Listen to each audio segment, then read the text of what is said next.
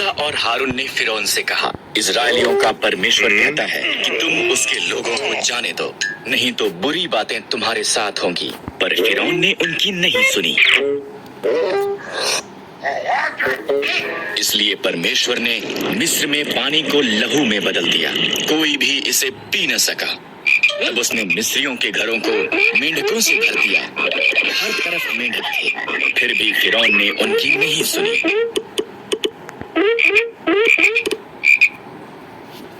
इसलिए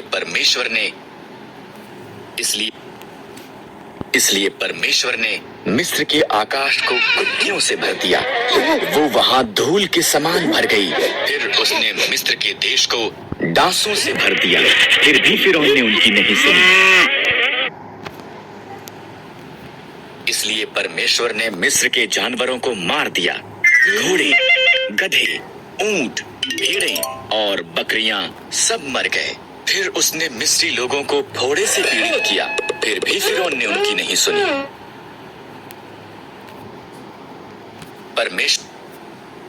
इसलिए परमेश्वर ने मिस्र की फसल का नाश करने के लिए ओलों की वर्षा भेजी, उनकी जौ और सन्न की फसल नष्ट हो गई।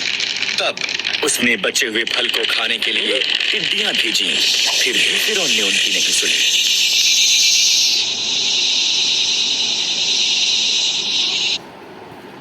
इसलिए परमेश्वर ने देश में अंधकार भेजा, फिर भी फिरौन ने उनकी नहीं सुनी। परमेश्वर ने कहा, मैं मिस्र में प्रत्येक पहिलौठों को मार दूंगा और सभी पशुओं के पहिलौठों को भी।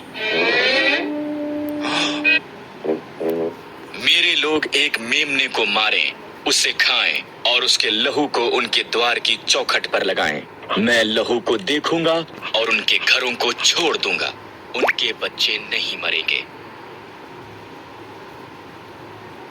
तुम इसे फसह कहोगे और सदा उसे याद रखोगे।